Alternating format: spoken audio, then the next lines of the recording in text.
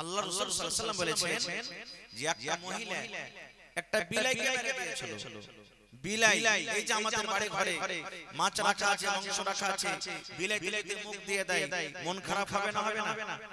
মা খালা তো বলবে আইলিসি লাগা ছেলেটা লাগা আমি মাছের টুকরা খাটা রেখেছি, পিসটা রেখেছি, আর তুই খেয়ে নিলি। খুব রাগ থাকবে মা খালার, ভাইয়ের থাকবে। যদি একটু দুধ খেলে বাড়ি তার তার জিনিস রাখা আছে খেয়ে নিলে বিলাইয়ের উপরে রাগ হয়ে যায়। ঠিক আল্লাহ রাসূল সাল্লাল্লাহু আলাইহি ওয়াসাল্লাম বলেছেন একজন মহিলা একটা বিলাইয়ের উপরে রাগ হয়ে গেছে। রাগ করে কি করেছে?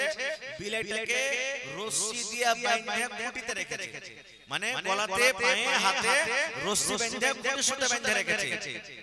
এবার বিলাইটাকে খাইতেও দেয়নি, ওকে ছাড়াও দেয়নি। আল্লাহ রাসূল বলেছেন বিলাইটা শুকিয়া শুকিয়া শুকিয়া শুকিয়া বিলাইটা মরে গেছে।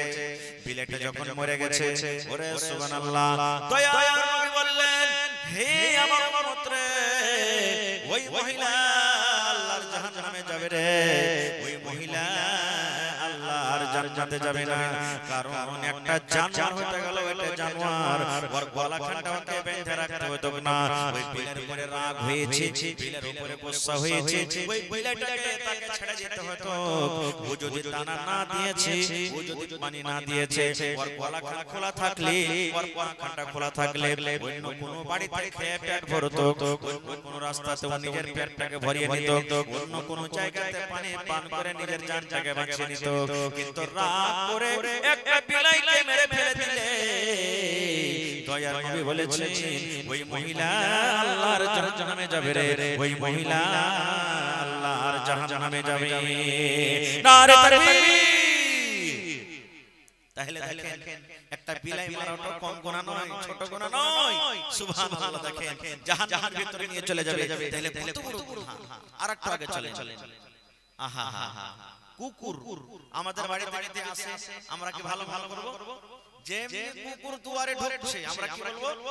এই লাঠি কাটে তোরে, লাঠি কাটে তোরে, এই দেখি লাঠি কাটে, হাইসা খুঁটি লাঠি খুঁট পড়ে চাপা চালিয়ে দিল, মার কুকুরকে, মার কুকুরকে আমরা ভালোবাসি।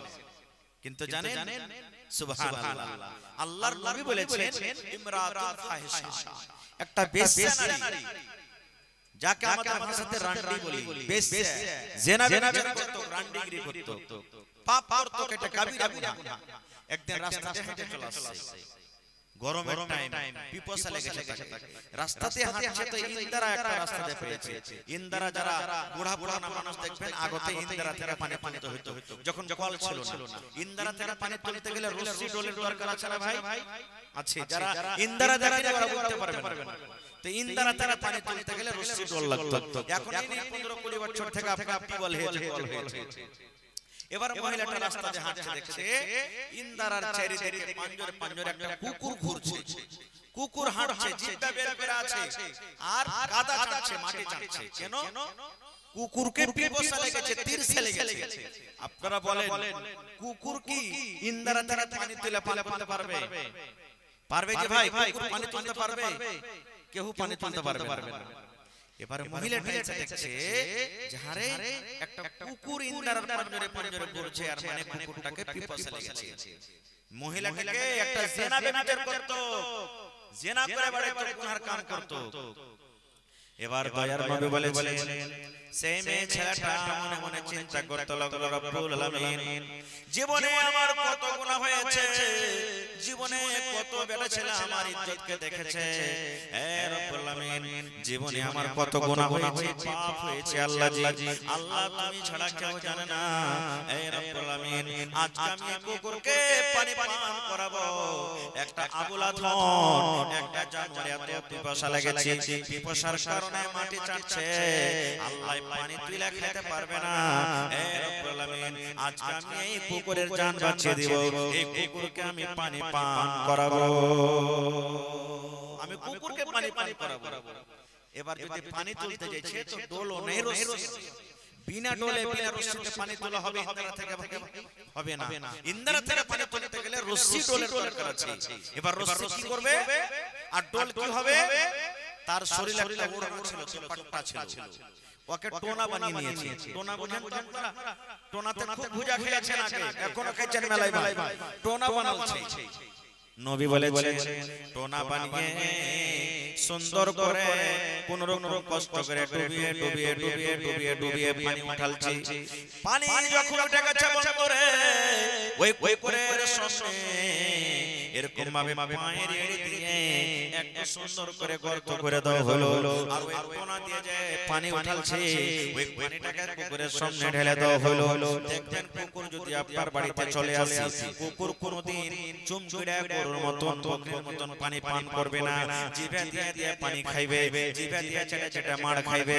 আল্লাহর নবী বলেছেন, হে আমার উম্মতরা তোমরা শুনে নাও, ওই মহিলা যখন কুকুরের সামনে পানিটা রেখে দেওয়া হলো, ওই কুকুর জিভে দিয়ে চেটে চেটে চেটে চেটে পানি পান করলো।